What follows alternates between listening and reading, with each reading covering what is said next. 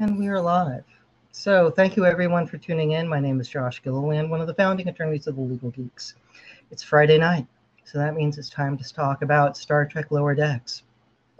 In the future, it might mean talking about Star Trek Discovery. You never know, because we're geeks. It's what we do.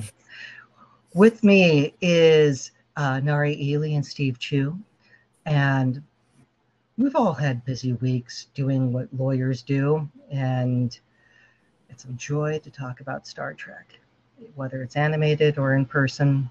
And we all have coffee mugs, Star Trek t-shirts, and we are ready to boldly go. Steve, how you doing?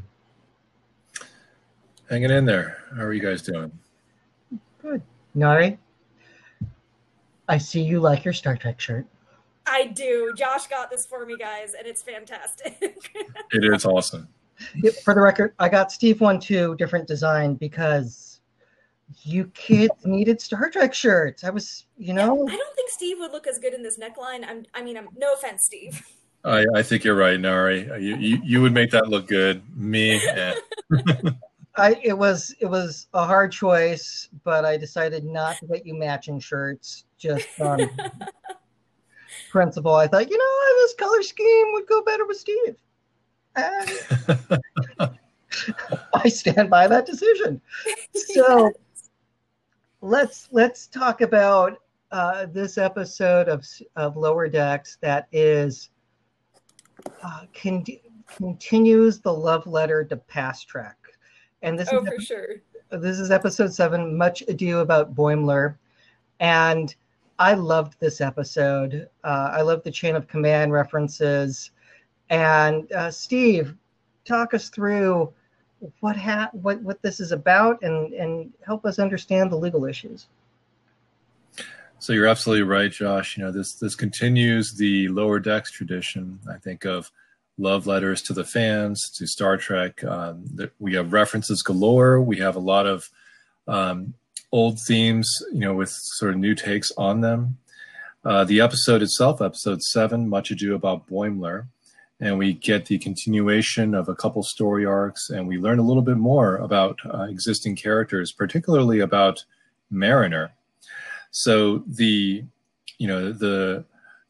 10-second version here is that that Captain Freeman and the senior staff, 3 of them, leave to go on a mission, some covert mission where we see them training and dressed in outfits that are very familiar to those who recall the 2-part episode Chain of Command, where Picard, Worf, and Crusher went off on a mission to deal with what they believed were, I think they were metagenic weapons. And it turned out to be a Cardassian trap in which Picard was captured and interrogated, and we get the famous call outs to "there are 4 lights," or just powerful stuff. And in the meantime, we were introduced in that episode to Captain Edward Jellicoe, played by the very prominent actor Ronnie Cox, who always plays characters of authority, Beverly Hills Cop, Star Trek. And Jellicoe has made many appearances also in secondary source material, novels, comics, etc. But he takes over and he's a rough captain, shall we say. So we get a callback to that, and the Cerritos is left without a captain, so a new captain is going to come on, a babysitter captain, as Mariner says. But it turns out that the captain is actually an old friend of Mariner's. More on that in a moment. We actually do get the sort of intro scene here when Tendi creates a dog out of technology. We later find out that... Not a dog, the dog. The dog. A very impressive dog. And a very, shall we say, different dog than the type to which we would be normally accustomed. Tendi, we also learn, there are no dogs on Orion where she comes from. But who knows? She does her best, and she has created something very impressive. So we get a couple issues right off the bat here. We have another Star Trek character creating life. we have seen this many times, creating and or protecting life. One notable example would be Data creating his daughter, Lal, who only survives the episode, although she does come back in some secondary materials as well and some novels. But we get this sort of, we talked about this a little bit last episode, sort of the Frankenstein callbacks, or what happens when you create something, some form of life, or would you be liable for it? So we get that, and then we also, we get, creating an artificial life form, and then what's going to happen here with this dog. Nari, Josh, what did you think of the dog here? So there's a couple angles we could take here. Josh, do you want to talk about the angle here where it's the dog? So when you see the dog show up, the heroes immediately go, this is just a normal dog and she's trolling us. And then it goes full on the thing with yeah. and it's like, ew, and the inverted head goes back and moving like a spider, and doggies don't do that. I know dogs well. I'm a dog whisperer for a hobby. I understand them. They don't walk up walls and hang out on the ceiling. That does not happen. So this is in the territory of horror movie. And it got me thinking about, dogs are domesticated animals. They are man's best friend. And this does seem like a good girl overall, except she can turn into a cube and roll down the companionway. Doggies don't do that.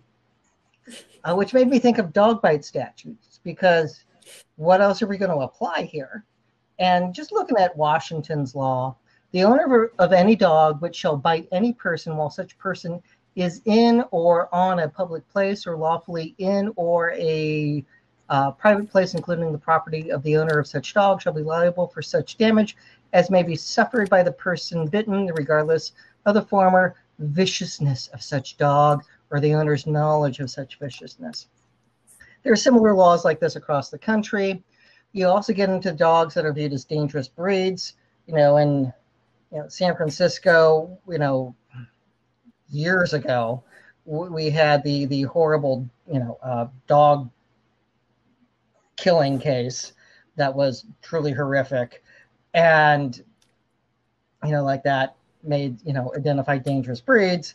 However, I think it's more effective how owners train said dogs or lack thereof. I don't like believing there's a type of dog that's just inherently bad, but that's me. So again, there's some interesting liability issues here of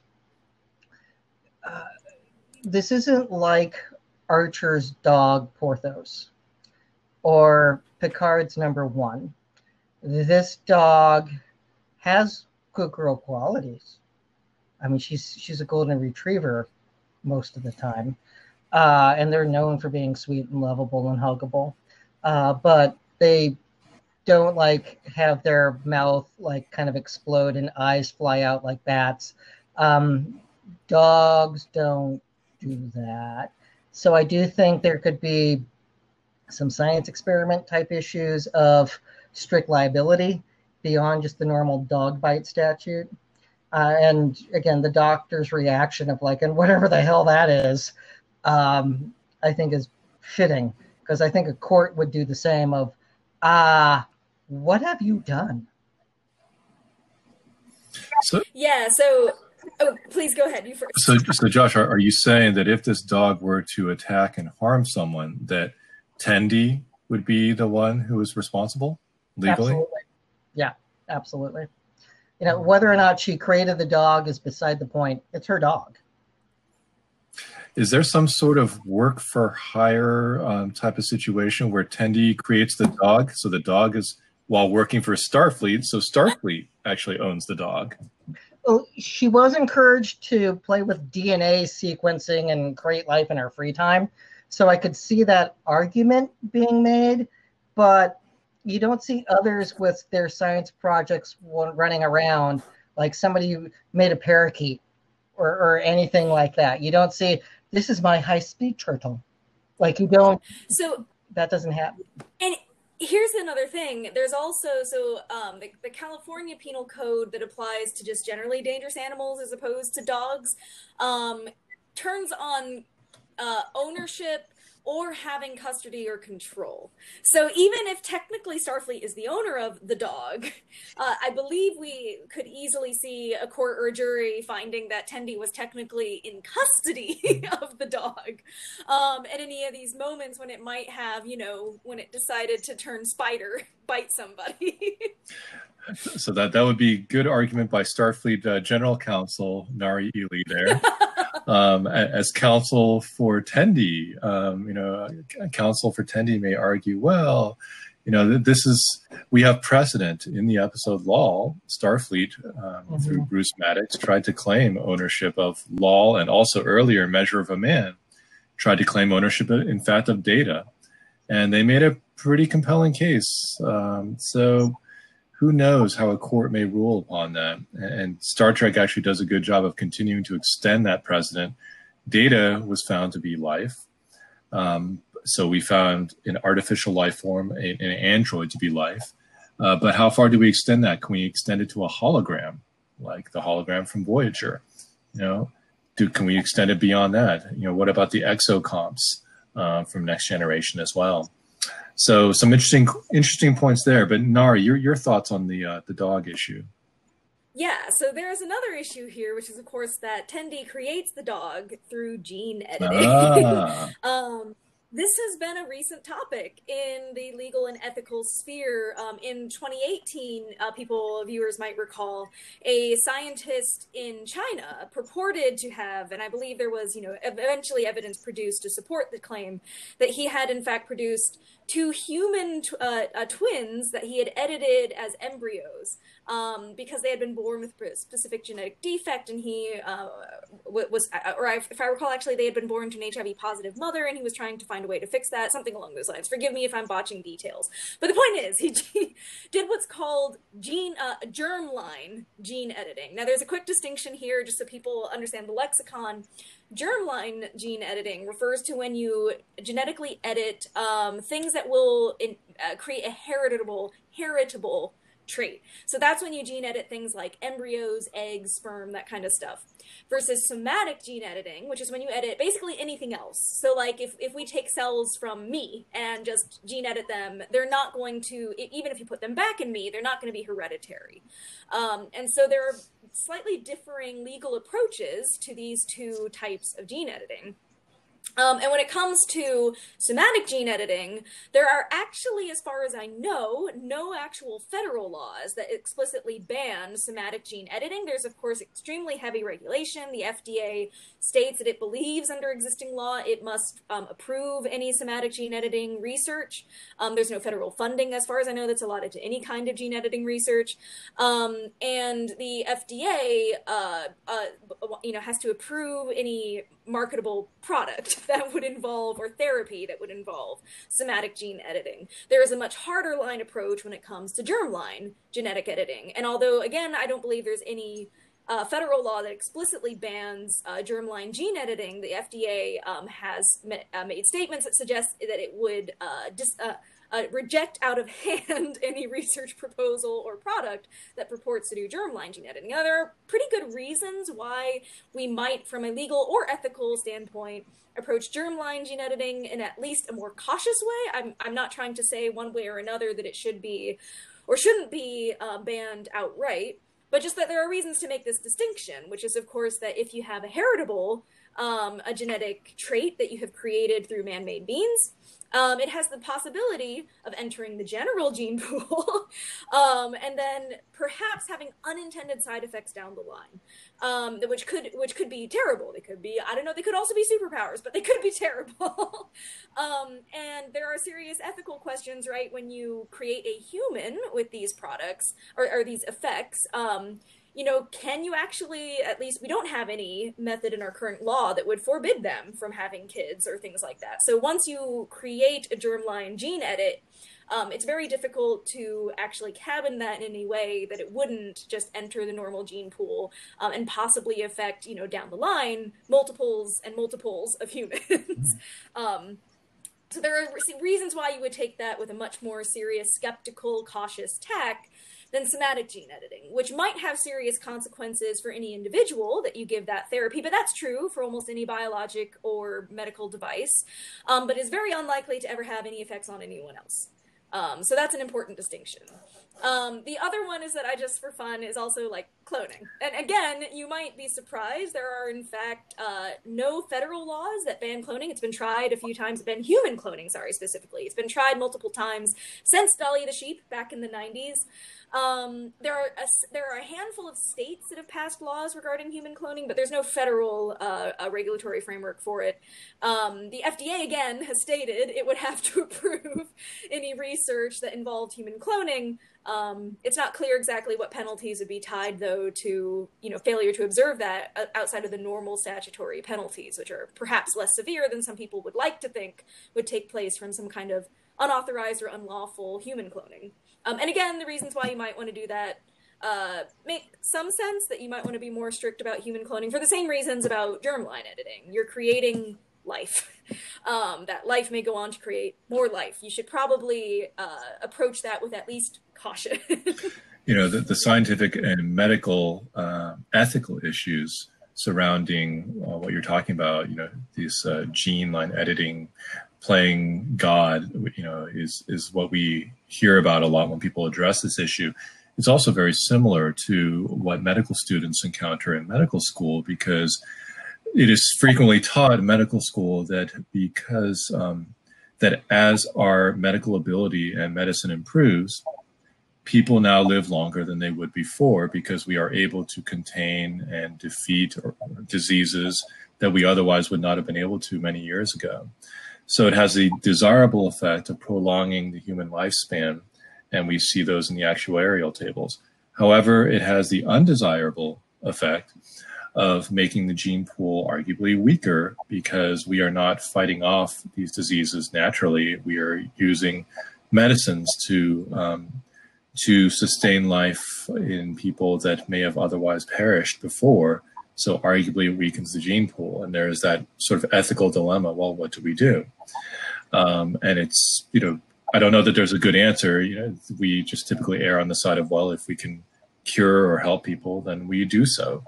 And I think that, Star Trek kind of holds to that ideal when we hear that Star Trek has eliminated, disease, poverty, things like that.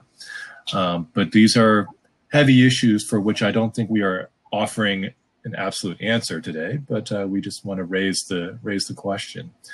Josh, any other thoughts on this before we move off of the dog? Yeah, it'd be scary if the dog actually bred. Right, like a triple, maybe. Yeah, I was going to say, what if it just splits? Oof. Yeah, or has puppies and they can talk, and then all of a sudden there's a demand for talking golden retrievers. I mean, you're suggesting there is a hypothetical demand for talking golden retrievers? I would like a talking golden retriever. Have you seen Up? Everyone wants Doug. Come on. Oh my gosh. Doug the dog, yes. I'm not saying it's a bad plan. However, yeah. Right. Nobody wants a Doug that is going to have its head swivel around and then walk like a spider. That's well, I guess that's true. That wouldn't be so cute anymore. That'd be a little terrifying. But oh well. Yeah, that would be super scary. The children would cry. Yeah, we don't need an exorcist Doug or anything. Intentional infliction of emotional distress charge, perhaps. So moving onwards then, and this is just kind of proof that the Lower Decks writers love to throw just this huge, juicy, multifaceted issue at us before the opening credits. Although in this episode they do extend it, and we learn more about the dog over time. But the next issue we encounter is a long time Star Trek trope, and that is the transporter issue. What happens when the transporter either doesn't do what you expect, or it has some sort of effect on a person that you were not anticipating? And we see this quite a bit. We see this, we introduce things like parallel universes, mirror, characters, blending of characters. We see cloning, as Nari pointed out, with Riker, the two Rikers, Thomas Riker and Will Riker. Famously, one of the more well-regarded Voyager episodes, Tuvix, where two people are combined into one life form. And then what are the ethical issues there? Do you allow the new life form to live knowing that the two people that created that new life form will effectively have perished? So we get a lot of issues like that. And the way it's reflected in this episode is that we have Rutherford experimenting with the transporters, trying to speed them up. Boimler says, hey, try it out on me. This can really not end well. They have test containers just for this situation. Right. I'm thinking Boimler is not thinking this one through this time, but he gets beamed back and forth. In his overzealous rush to try to prove that he wants to go the extra mile to the new captain. Right. He volunteers for perhaps a little more than he should. He gets beamed back and forth a few times, and now he's out of phase with the universe by just a couple millicochranes. A millicochran, right. So it can't be that bad, right? Except that he has sound effects, he's glowing, he's sort of see-through. But it's just cosmetic. Just cosmetic. Right. It doesn't affect his actual ability to live, his ADLs, activities of daily living, or anything like that we can tell. But he would be a huge hit on Halloween, which, we're coming up on October right now. So, what did you guys think about this transporter issue? I mean, we could go really deep down the rabbit hole of, the history of transporter issues, but, Boimler, was this a good move? No. I was going to say, anybody want to defend Boimler? He doesn't ask about the risk. On the flip side, we don't hear about the risks either, so shame on Rutherford on that one. But that said, follow Dr. McCoy's advice on transporter accidents here. It's just when you think of, again, Star Trek The Motion Picture, where, oh God, they're forming, and you hear this weird scream type sound, warning label. There's an Enterprise episode dealing with, again, the beginning of transporter technology being used on humans. That's discussed in the pilot. But we also have an issue with some of Archer's friends, where it turns out the guy's son was lost in a transporter accident and still floating around out in, And so to again, the Voyager episode where you have a weapon of mass destruction that was used against Neelix's people, and there's a chance that they might be able to reconstruct and save those who were hit by this weapon. All of that is background. Like, you think someone who's gone through the academy, there has to be a course on all the crap that can go wrong in the transporter room, and that they would be aware of that, whether you end up duplicated or tossed in an alternate dimension, or the good part of you separated from the bad part of you. It's like, really, why would you do this? So are you saying, Josh, that if transporters were real, that you would plead the McCoy exception and say that you would not want to have your particles scattered throughout the galaxy? I do lean towards McCoy more on this one. On the flip side, it's like airplane travel. Like, I have an aunt who'd rather drive from Boston to California than hop on an airplane. Right. And I always thought that was completely crazy and irrational. I don't have a problem. You are definitely more likely to die in a car. yeah. Statistically speaking, of course, it's still the safest way to travel, right? Yes, thank you, Cal. But I'm sure you get that reference. Thank you. But like in the age of COVID, it probably would be safer to drive across the country than hop on an airplane right now, unless you're doing like a full bunny suit and mask and everything. So yeah, it's awkward. I have a question, guys. I have a question that's been bugging me ever since the first episode of Star Trek involving being out of phase. why does he still like walk on the deck of the ship? Why can he still breathe? Because it's cosmetic. Yeah. Sorry, this is just something that's driven me nuts since the first episode about being out of phase. They can walk through solid objects, but they still walk on the deck. Yeah. And they like have a problem where they can't eat food or drink water, but they can still breathe. Right. Is it like being like the Vision? You're sort of intangible when you want to be. Can you control it? I don't know. Yeah. No, it's just I'm sure they got to make some sacrifices to capture it on TV. I get it. Yeah. It's yeah. Josh, I just had to include that. You were right to. Yes. So. Josh, you raised an interesting point. Could someone serve in Starfleet and while refusing to use transporters? Because we had you talk about the fear of flying and how people may want to drive instead. And there was an NBA player for the Houston Rockets who had a documented psychological fear of flying. And he documented with the team, and he made arrangements to drive all around the country to each game. Wow. And he said that team, I have a documented medical condition. The team, therefore, must make a reasonable accommodation, which would be allowing me to drive. And he went ahead and did this. I think it lasted maybe a season, so not too long term. But, he at least had a colorable point there. It's interesting to go, we have a big country. Not in a basketball game, their travel days aren't like 5 days to get from point A to point B. So do they just plan for him to miss a couple, or what? Basketball would be easier than baseball, where you're playing almost every day and then you have a travel day. Basketball, you get 2 or 3 days off typically. So, could be feasible for him to travel most of the time by car, at least. Playoffs would be another matter, though. Yeah.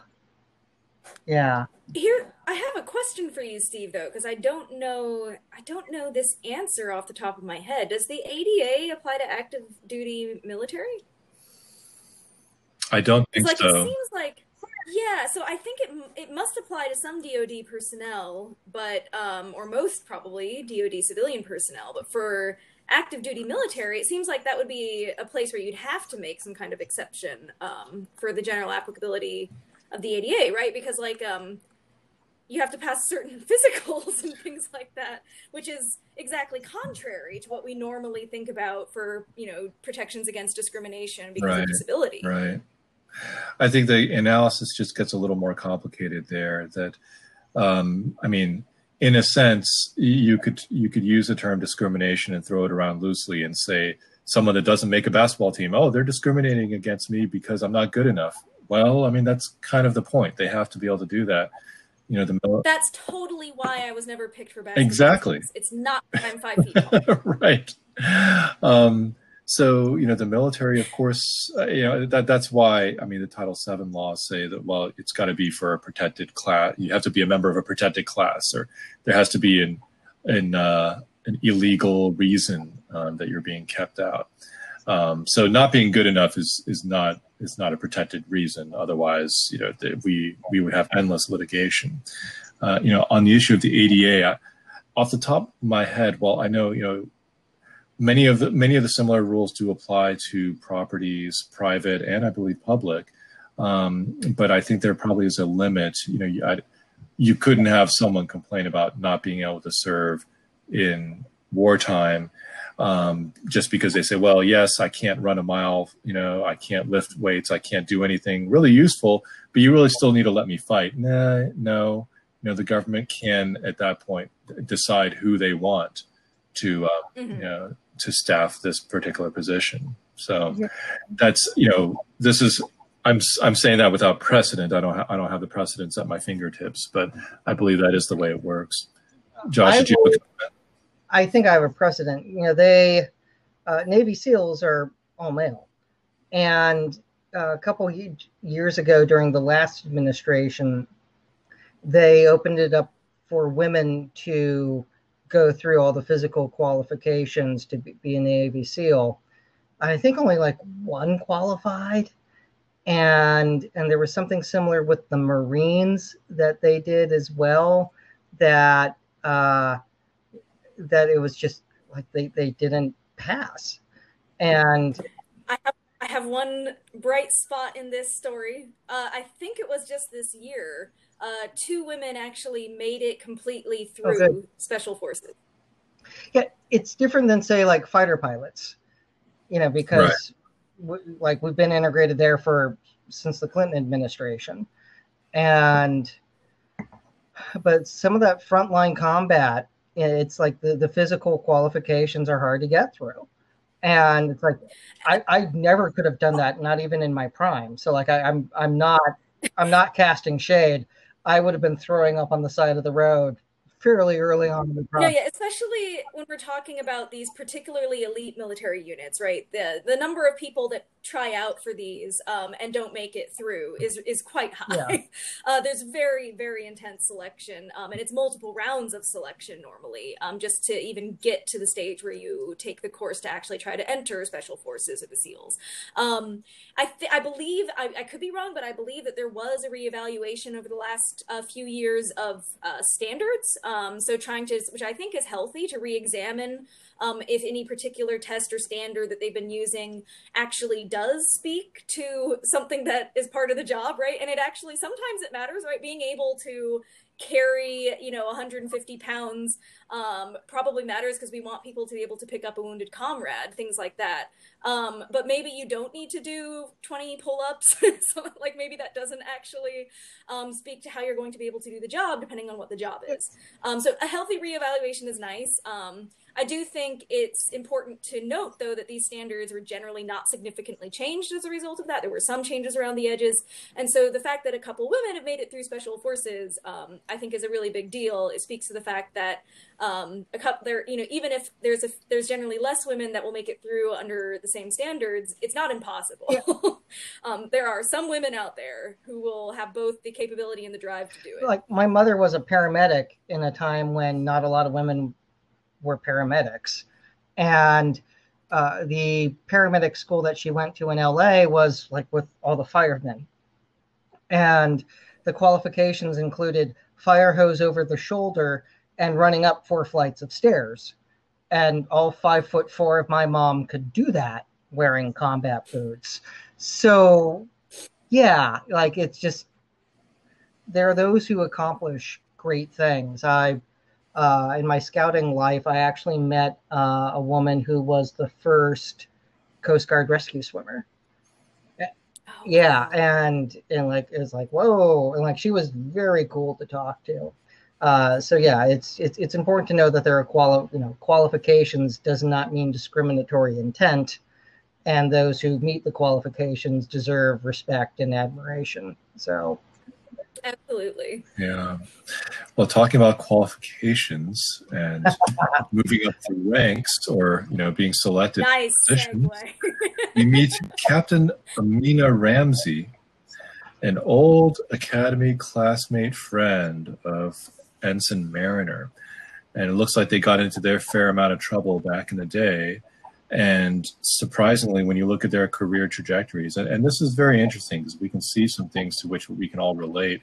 They're talking about their academy class, and Ramsey is captain, whereas Mariner is still an ensign. And I'm still curious to find out more about that, because I think we're led to believe, at least, that Mariner was pretty high up and then got busted down to ensign, and now says she doesn't care. And for the most part, I think that seems to be true, that she truly doesn't care. She doesn't want the responsibility.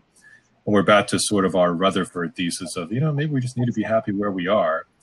A theme that Mariner repeats in this episode when she says, yeah, why can't I just be a great ensign and just, you guys just all leave me alone? Well, okay, maybe that is something that we should respect. But we hear Captain Ramsey say to Mariner, well, we all thought you would be the first captain in our class. And obviously, well, as far as we know, that did not happen. We're getting now more into sort of Star Trek lore rather than legal issues. But what we find out after Mariner is made first officer, and Mariner makes a lot of uncharacteristic mistakes. She's kind of blowing things, forgetting how to do things. She leaves tricorders up on the ship when they need them. She's just not doing very well. And then later we find out that she's actually taking a dive, that she's purposefully messing up so that her friend will not, she's anticipated that her friend will want to bring Mariner with her to her ship. And Mariner says, no, I just want to be an ensign. Is there a problem here if someone's giving less than 100%, though? Is that a concern? It's dereliction of duty. Isn't it? I was going to say that you could certainly fit that into the catch-all provisions of the uniform code. Yeah, right. Conduct unbecoming. There's a lot of the fact she's endangering other people.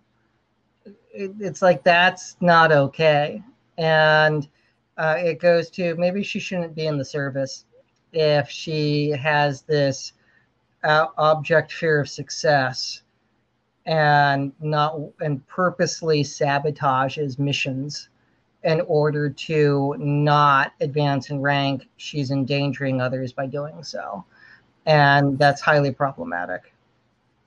And Mariner's defense was offered in the last episode. She only breaks stupid rules and never puts anyone in danger, except occasionally Boimler.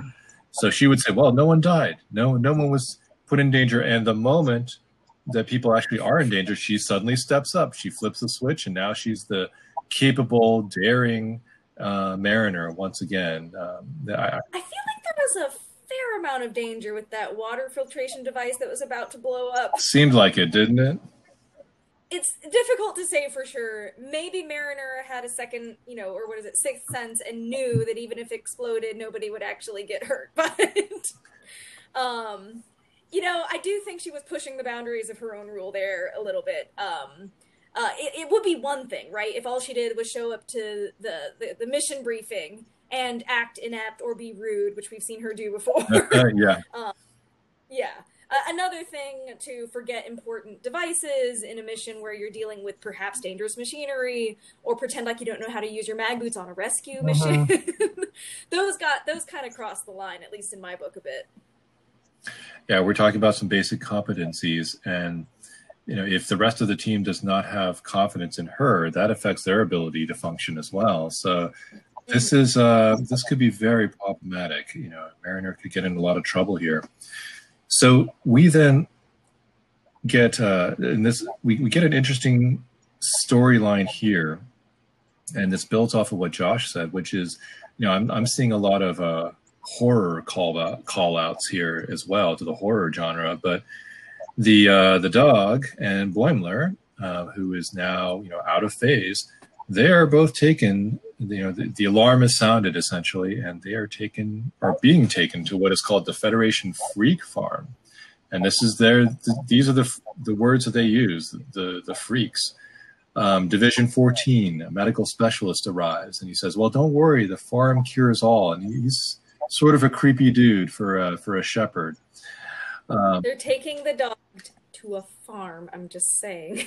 Right. And then you wonder, well, okay, what is this farm? And is this a place from which you will return? Yes. I don't know, but it certainly seems creepy. There's a lot of shadow, a lot of darkness. And then we meet... Very sinister laugh. Yes. We meet these other so-called freaks, and they all say they are the result of failed experiments. Or accidents. Or accidents? Yes. Right. Because there are... as Boimler is shocked to learn, he didn't know there were so many accidents. Right. Who knew that traveling through space could be hazardous, right? And we get it. It is our business. Yeah, you think is why we're out here, right? You think that would be on a brochure. Yes. Very good. I'm sure they have good insurance. They may need it from time to time when we see these folks. And we get a call back to, we see someone in I guess the equivalent of a wheelchair, but the same type of chair that Christopher Pike was in the two-part The Menagerie, which it was itself, of course, a different episode before it was repackaged as The Menagerie. And then later, when they actually reach this farm, we see 2 other people also, so a total of 3 using that type of a wheelchair. But Nari, Josh, I mean, are there concerns here? I mean, there's certainly historical precedent. When people were sick, we used to have leper farms, or we would separate people out. But boy, there's a slippery slope, isn't there? I mean, we're talking about separating almost undesirables from the general population. What do you guys think here? Nari, do you want to go first? Yeah, so I mean, when it comes to, for example, I think it's important to distinguish what this appears to be from like a quarantine, for example. And I believe we've talked in other Legal Geeks media at more length in recent history when it was particularly topical, but it remains topical, about quarantine law. In short, there's not a lot that the federal government can do in the United States to quarantine, except like when crossing interstate boundaries or international borders. There's a fair amount that a state can do. So that's just kind of the quick summary. The state generally is perceived to retain significant powers to protect public health. But this appears to be pretty easily distinguishable from just a quarantine, right? There's no assertion at any point that any of the problems or accidents that have occurred in any of these people/animals, because there's also the dog, are in any way contagious, right? And it in fact appears to be affirmatively that none of them are contagious. They're just various accidents that have happened. In fact, if they were contagious, you would question putting them all together in the same compartment on a ship. There's no pandemic. There's no public health emergency here. No. And so this just comes down to, taking people who have non-contagious illnesses or disorders and putting them all together and shipping them off somewhere that is not related to the kind of stuff that we normally talk about with quarantine. The other problem is, of course, that generally there has to be consent for these kinds of things. If you are going to go to a facility for medical treatment and you are an adult, you normally have to consent to do that, especially if you are conscious. All these people are conscious. Even with, Josh and I covered this a little bit with one of our Gamera episodes. Even with children, there's certain safeguards in place to make sure that a child is not transported out of a hospital to another facility or in the care of another individual without proper procedures being followed as well. I think there's quite a bit of problems with Starfleet procedure at minimum in this circumstance. There should be a lot more information and agreement on the part of these people who are being shipped off. Otherwise, it does appear, as I think for most of the episode we're supposed to be disturbed by, that they are in fact perhaps just being shipped off to some place either from which they will never return because they're gotten rid of, or they're just exiled and kept in sort of a penal colony type state, but simply because no one wants to. And Nara, you mentioned that these situations typically have to involve consent. People have to agree that, okay, I will go with you and be isolated, be quarantined, or taken to some place that may, quote unquote, fix me. And that's a good point.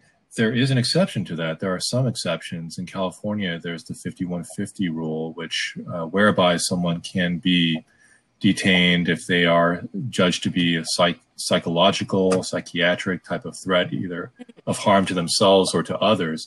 It is possible for law enforcement to then hold a person for a limited amount of time against their will for the general safety. This would seem...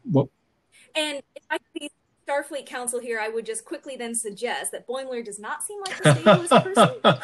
Yes, we could at least have a temporary hold on Boimler. Although if we go down that rabbit hole a little bit, Boimler is improving too. He's no longer making the noise, and at some point he stopped shimmering. So I don't know, query if he even should be there. But that's a good point. I think that we have precedent for temporary holds when it is in the name of public safety or safety to oneself.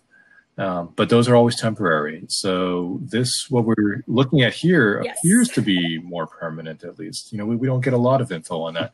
Josh, I'm sorry, I cut you off earlier. You had a thought. Yeah, there's a lot with medical consent, because we do have the ship captain say when they've apparently docked alongside the Cerritos that coming on board is consent, and says that there's some scary things afoot. Generally, informed medical consent for any procedure is, the patient has to understand the risks that can happen to them. And that's not really explained here. So there's that part of it, because unwanted medical treatment is an assault. And so there's that. There's an interesting question whether or not Starfleet has a duty to treat people who got turned into a giant fish or fused together. Like all of those things that's like, oh crap, we have to help these guys because that's just rough what happened to them. And that goes, to, borrowing the term, that's very Starfleety, that like we don't leave people behind who are fused together or mutilated or left in a chair just able to blink. Like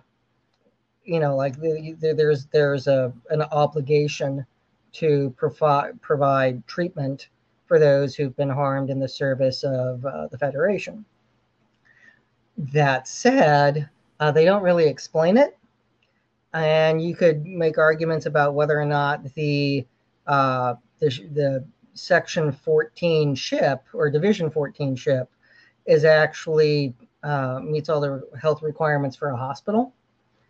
And because it doesn't look like it. I mean, even just the lighting is too low. So there would be a number of health and safety codes, I think, being violated there, unfortunately. And it doesn't seem like people are actively getting treatment. And there's no medical providers except for perhaps the captain, who doesn't really do anything except for put them. It doesn't seem like it. Yeah, not a nice, friendly doctor. Maybe a scary doctor or a mad scientist doctor, perhaps. If a lot of surgeons stereotypically, true. But I've seen it firsthand. They can be cowboys and have a horrible bedside manner because they're used to patients being unconscious because they're sedated for treatment. Then you get the doctors who are really good at dealing with people who are awake and having a good bedside manner. So there could be a little there. Here's a fun statistic, by the way, in the realm of medical malpractice, which is slightly legal here. Statistically, the surgeons that are most likely to be sued for medical malpractice are those with really bad bedside manner. That makes a lot of sense. Yeah. Yeah. So any surgeons watching, treat your patients well. Yeah, I have a cousin who is an ER doctor, and we've talked about that. So it's yeah. Who knew?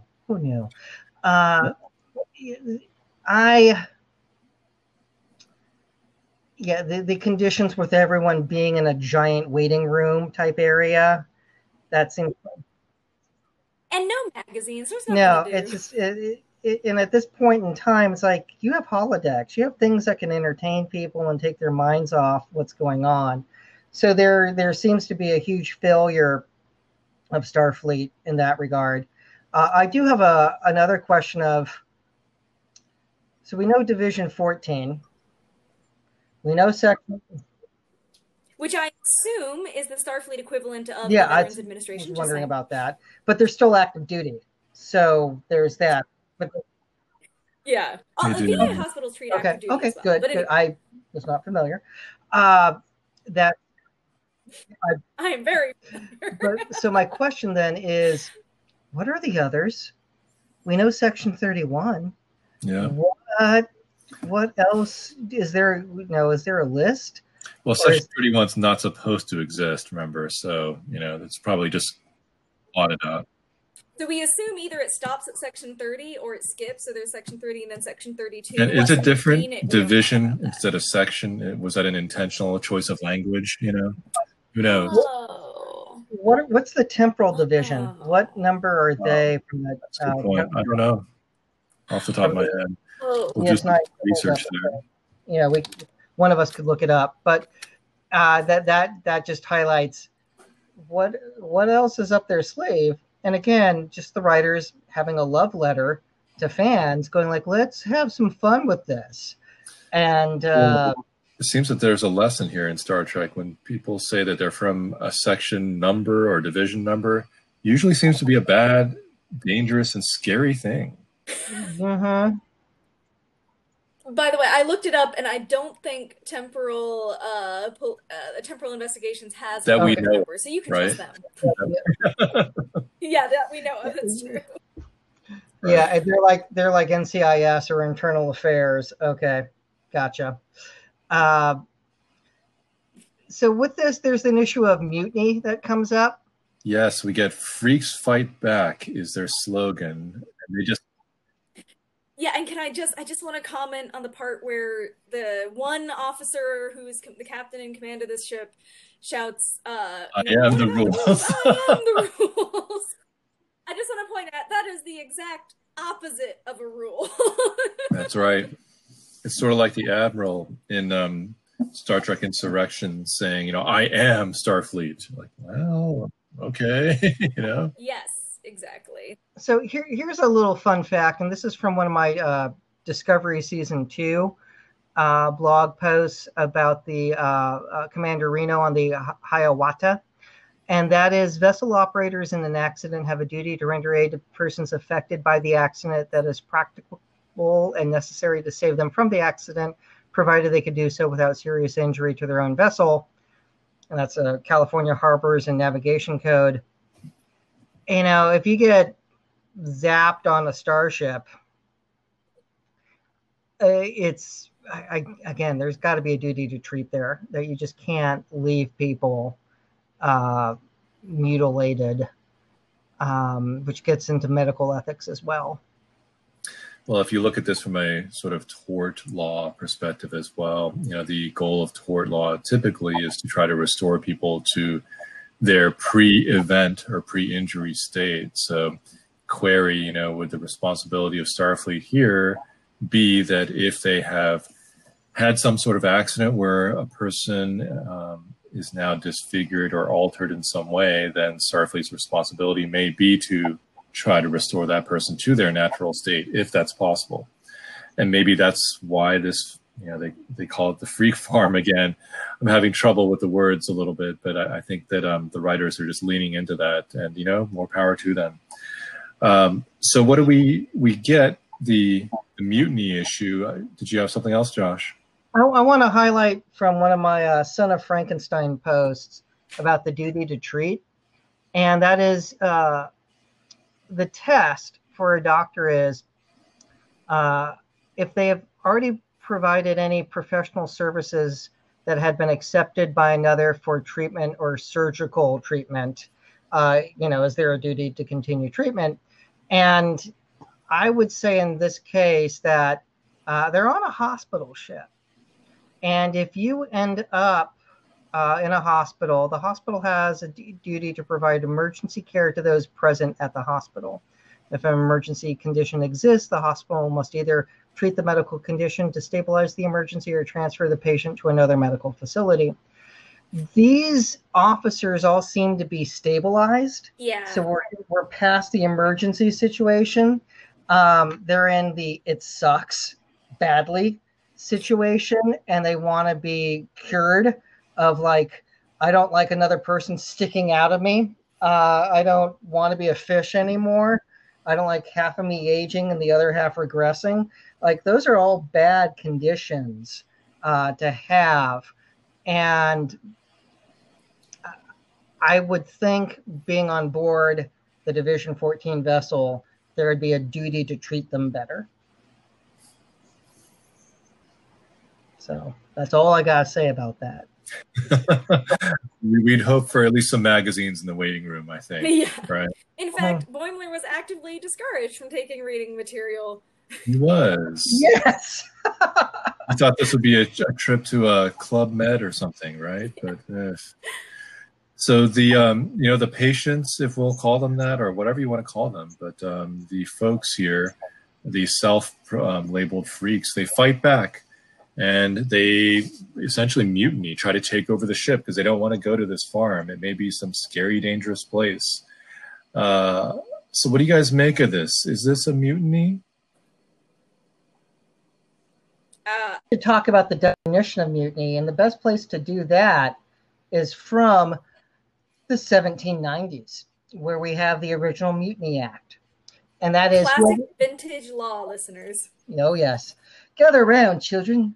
Whoever being of the crew of a vessel of the United States on the high seas or any other waters within the admiralty and jurisdiction of the United States endeavors to make a revolt or mutiny on board such vessel, or combines, conspires, or confederates with any person on board to make such revolt or mutiny, or solicit, incites, or stirs up any of the crew to disobey or resist the lawful orders of the master or other officer of such vessel, or to reserve or neglect their proper duty on board thereof, or to betray their proper trust, or assembles with others in a tumultuous and mutinous manner, or makes a riot on board thereof, or unlawfully confines the master or other commanding officer, shall be fined not more than $1,000, or in prison not more than 5 years, or both.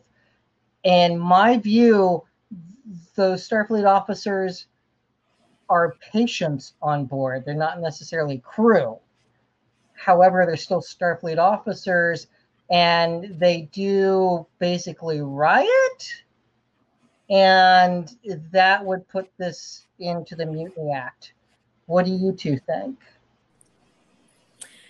I'll go ahead and try here to be the Freaks Council.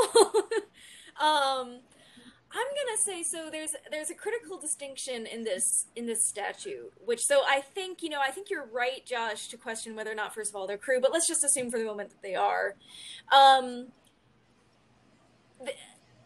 Disobeying or resisting lawful orders is one here. So for when the captain of this ship comes on and waves the phaser rifle and orders them to stop what they're doing, they only have to obey if that's lawful. And we've set up, I think, pretty well in our discussion lead up to this, that there are some serious issues with Starfleet's handling of how to convince people to go on this ship and go off to the farm. It seems relatively reasonable that these people would think that there may be unlawful action happening, and that this officer who has refused to tell them anything about where they're going or how even long the journey is going to take, ordering them back into this one cargo bay that they share together, it seems, might not seem to them to be a lawful order. Anyone want to tell me I'm wrong about that one? I would say that from what we know right now, if we look at this in the light sort of most most favorable to the Freaks, then I think you're right. I mean, that there's a lot of things we do not know, but the things that we do know certainly suggest that there is some sort of evil motive, that people are being taken somewhere that they do not want to go. And again, we wonder, is this a place from which you ever return?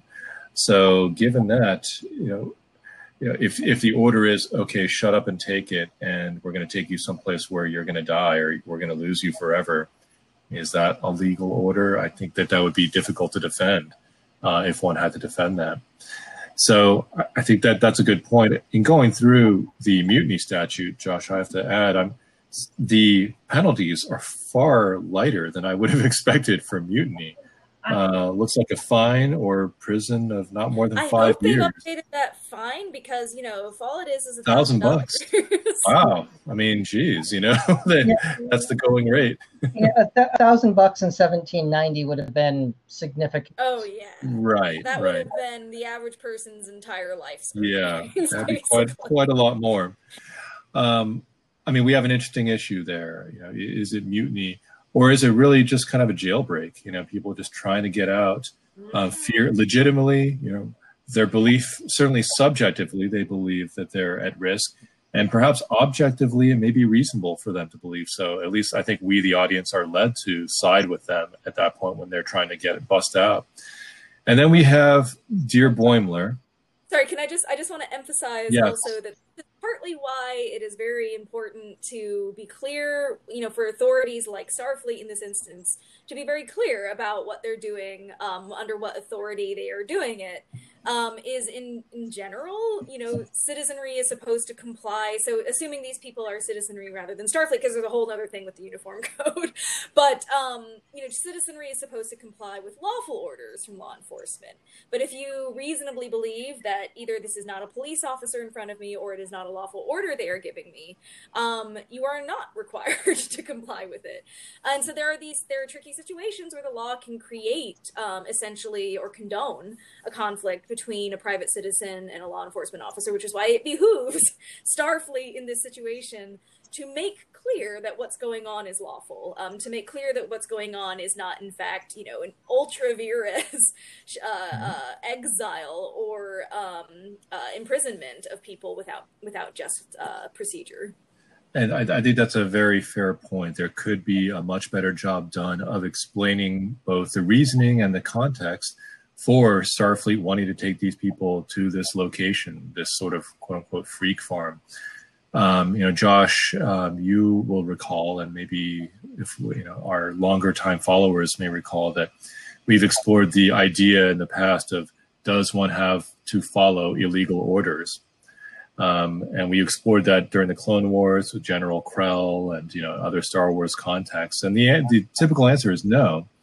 If one is given the order to do something illegal, then one does not have to follow through with that. And there are those real world examples, again, which we have discussed, the My Lai massacre, during Vietnam and things like that have come to stand for, the notion, the precedent that one does not have to follow an order which they know to be illegal. So, we have all those kind of issues playing together here. And we would have to analyze, are these people are they patients? Are they service members? We believe they are still members of Starfleet. Most of them, I think, are still wearing uniforms. But what would you do, as the audience, if you were in their position? I think we can all certainly sympathize with the idea that they want to take a little bit of control back in their lives here. So we get to then. There's a problem with that, because it's one thing to rise up against your oppressor.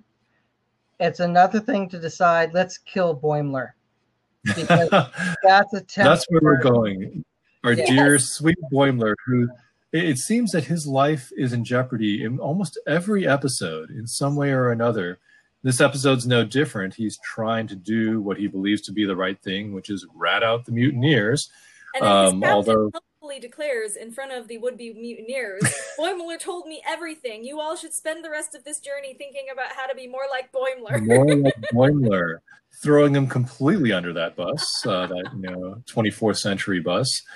A position, I think, with which Boimler is very familiar. He's been under that bus many times, thrown by many people, usually by Mariner, so at least it's someone different this time. But Boimler's trying to do the right thing. He wants everyone to get together and talk it out, just kind of like Nari had alluded to earlier. Around a conference table. Yeah, it doesn't happen. We get some Battlestar Galactica type of justice because they're going to space him. They're just going to eject him out the airlock.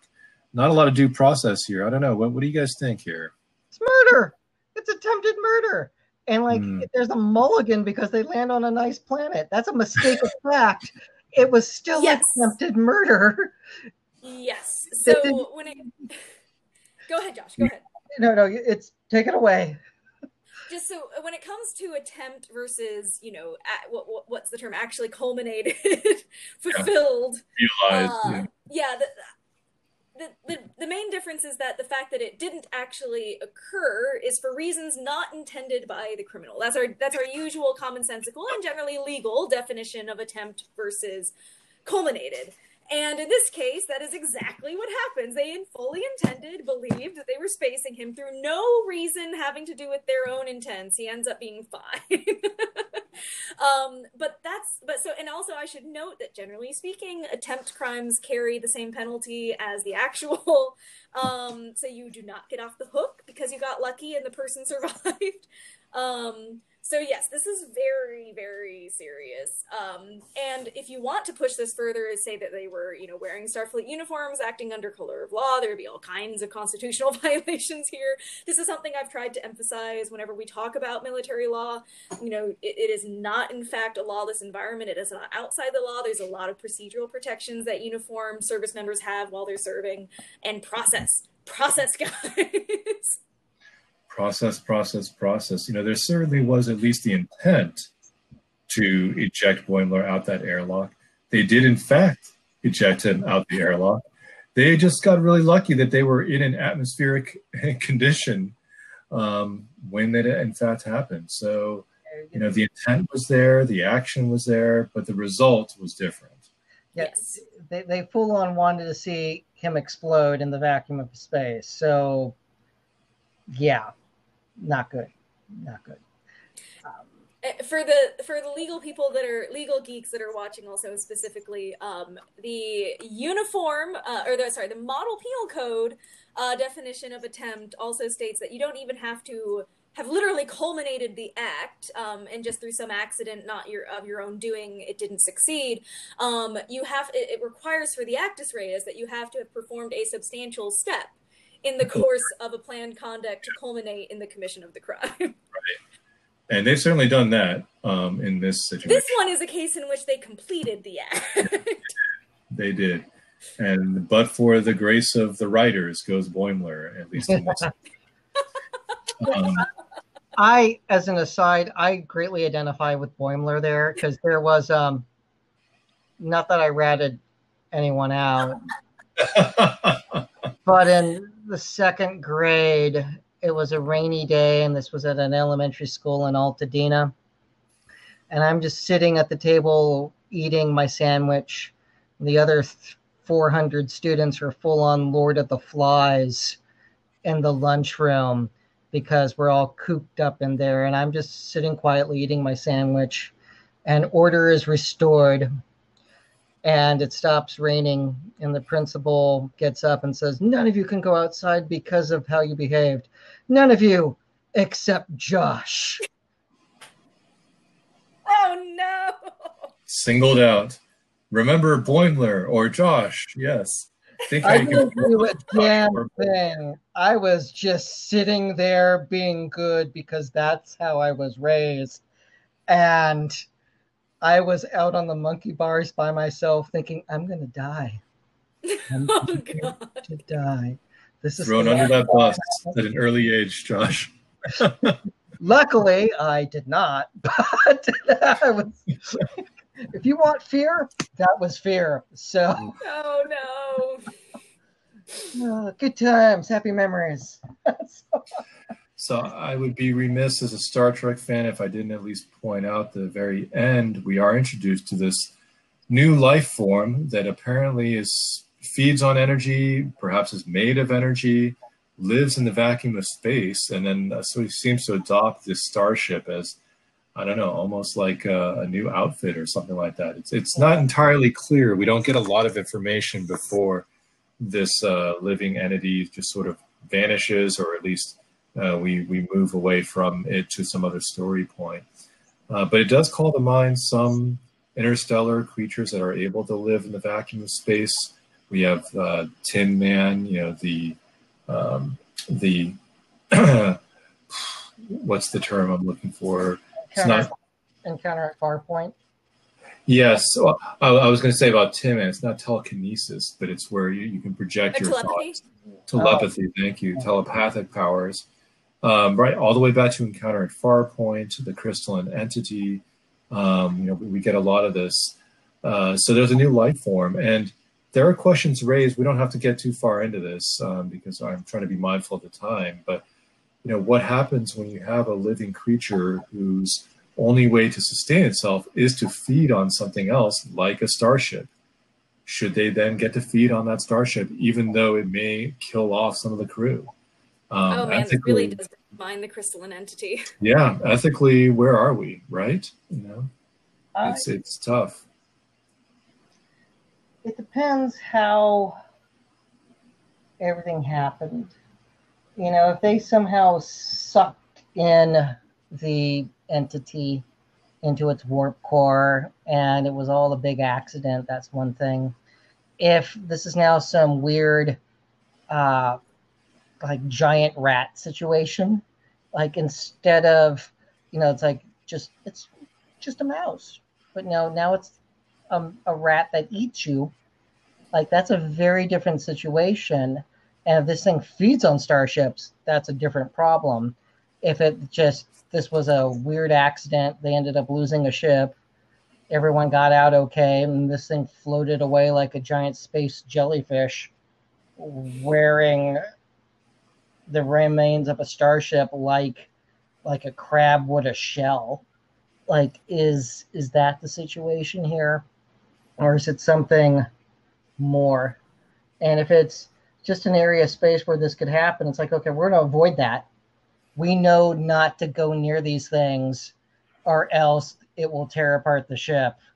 And it's not like it means to. The episode really now that you bring it up, Josh, it depends on how it occurs. And I think you're absolutely right. I mean, you've got to look at the specific facts of what happens. Certainly on the one hand, if this entity just comes out and starts devouring the starship, well, the starship should have some right to defend itself. How far does that right extend? And typically the law of self-defense says that you can go up to the point where you are no longer being threatened, but you should not be able to go beyond that to then actively inflict unnecessary or avoidable harm upon the other entity. But you both may recall the episode Galaxy's Child with Dr. Leah Brahms, where we actually get to meet her in person, and Geordi is all excited. And in that episode, sort of the A plot was that the Enterprise encounters this creature in space, and the creature ends up sort of attacking them, and they're jeopardized, and they try everything they can. Picard tries to communicate, tries to escape. They can't, so they fire a low-level phaser, and it kills the creature, who they later find was pregnant. And the junior, the offspring, then tries to feed on the Enterprise, believing that the Enterprise was its mother. So Picard and the Enterprise crew feel a responsibility to feed that child to the point when the child can now be sort of self-sufficient. But we sort of have that example, and this episode calls that back to mind a little bit, I think. Well, we've been going. Wait, no, I had one thing. Go, Nari. Which was just that. I think in this case, this appears to be a rare species. In a lot of the episodes of Star Trek involving these, I can't say for sure if they're endangered. Maybe they exist in great numbers somewhere in some unknown part of the universe or galaxy. But I just wanted to posit that the Endangered Species Act might apply. However, there is in fact a good faith self-defense exemption to the Endangered Species Act. And this was actually litigated not too long ago in the Ninth Circuit.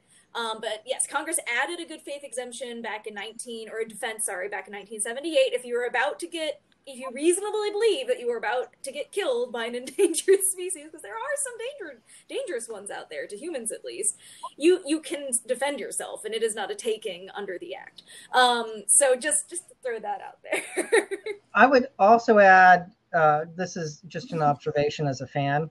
So in original Trek lore, Captain Kirk was the youngest captain in Starfleet history at age 37. How old is Captain Ramsey?